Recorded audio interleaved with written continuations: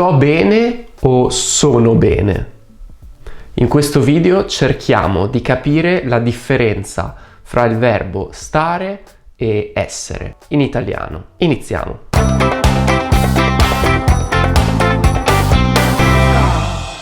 Ciao, benvenuto in questo nuovo video. Io mi chiamo Giulio e insegno l'italiano. Se sei nuovo su questo canale, ti invito ad iscriverti per supportare il mio progetto e perché così non ti perderai i prossimi contenuti per imparare l'italiano e conoscere l'Italia. Quando si impara l'italiano è molto comune confondere questi due verbi, essere e stare. Questi verbi infatti sono particolari perché hanno significati simili e perché hanno la stessa forma al participio passato, che è stato.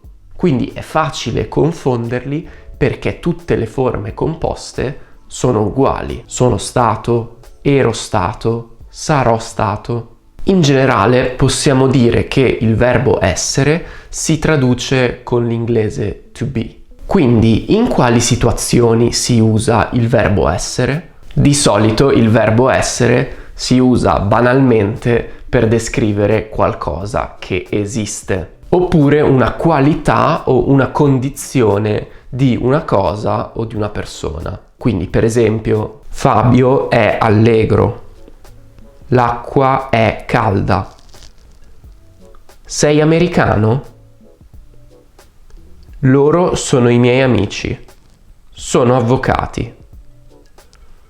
Come puoi notare, in questi casi il verbo essere è seguito di solito da un aggettivo o un sostantivo e non da un avverbio. Il verbo essere si usa anche per esprimere uno stato in luogo, quindi per localizzare una persona o una cosa. Dove sei? Sono in palestra. Bologna è in Italia. Fai attenzione a questi casi perché è molto comune in alcuni dialetti italiani sentire il verbo stare al posto del verbo essere per indicare una posizione, un posto. Quindi è frequente sentire dove stai? Sto in palestra. Bologna sta in Italia.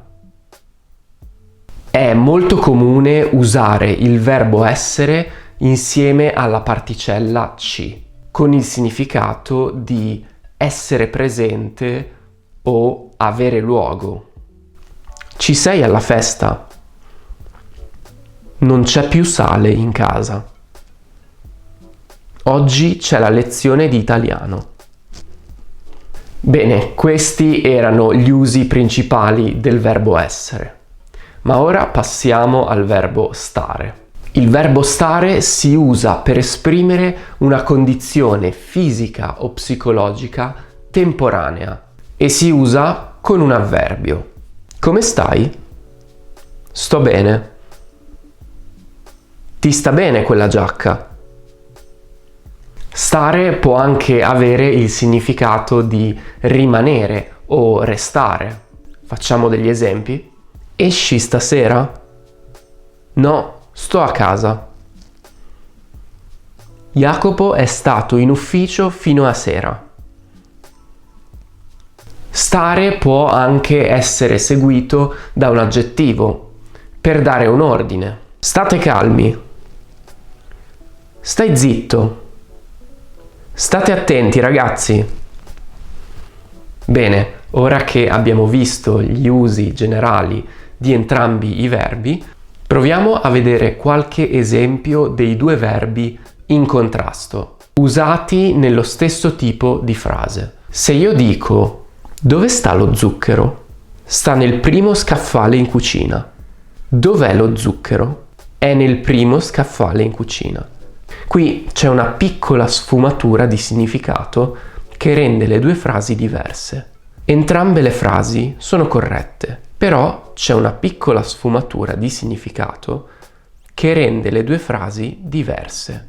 Nel primo caso, con il verbo stare, sto indicando la posizione abituale dell'oggetto.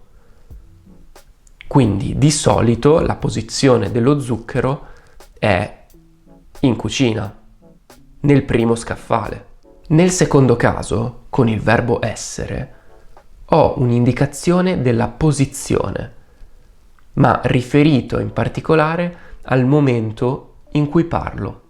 Il libro di grammatica, questo, sta nello scaffale, perché quella è la sua posizione in tutti i miei video.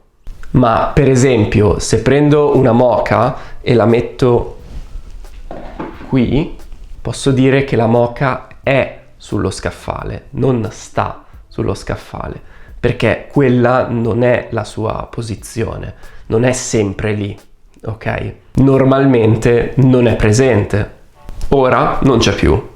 Ci sono alcuni casi in cui non è davvero importante scegliere essere o stare e non c'è una scelta corretta. Dipende tutto dalla sfumatura di significato che vogliamo dare alla frase.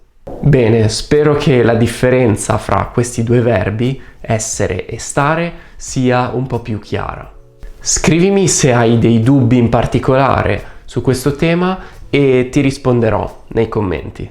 Qui a fianco trovi un'altra lezione interessante e noi ci vediamo presto. Ciao, buono studio!